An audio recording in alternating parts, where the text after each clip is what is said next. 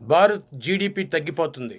GDP పడిపోయే అవకాశం ఉంది అంటున్నారు చాలామంది. ఎందుకంటే ఇటు Andhra bank, state bank, Indian bank అనే బ్యాంకు, ఈ బ్యాంకు లేదు. అన్ని బ్యాంకులు కూడా వారానికి 5 రోజులు మాత్రమే పనిచేస్తున్నాయి. కానీ మిగతా రోజులు బ్యాంకు పని చేయకపోవడం వల్ల ఆర్థికంగా చాలా ఇబ్బందులు అవుతున్నాయి. మనీ ట్రాన్సాక్షన్ చాలా కష్టమైపోతున్నాయి. ఇటు యూపీఐ కూడా అది ఆన్‌లైన్ కొట్టడం వల్ల దానివల్ల ఇబ్బందులు అవుతున్నాయి. ఫోన్‌పేలు చాలా ఇబ్బంది అవుతుంది. అది ఒక్కోసారి హ్యాంగ్ అయిపోతున్నాయి, ఎళ్ళట్లేదు. కాబట్టి ఈ ఇబ్బందుల్ని తొలగించాలంటే భారత జీడీపీ పడిపోయే అవకాశం ఉందంటున్నారు. మరి ఇది నిజమా? అబద్ధమా? భారత జీడీపీ పడిపోవడానికి బ్యాంక్ ట్రాన్సాక్షన్‌లకి సంబంధం ఏంటి? బ్యాంక్ ట్రాన్సాక్షన్ లేకపోతే డబ్బులు ఎలా ట్రాన్సాక్షన్ అవుతాయి? కాబట్టి భారత జీడీపీ పడిపోయే అవకాశం మెరుగుపడాలంటే బ్యాంకులు 6 రోజులు పనిచేయాలి.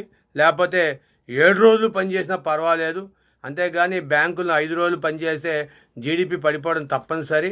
అతి త్వరలో భారత్ జీడీపీ పడిపోతుందని తెలియజేస్తున్నారు. మీ విలువైన అభిప్రాయాలు కామెంట్ రూపంలో తెలియచేయండి, షేర్ చేయండి, లైక్ చేయండి, సబ్స్క్రైబ్ చేసుకోండి. Thank you.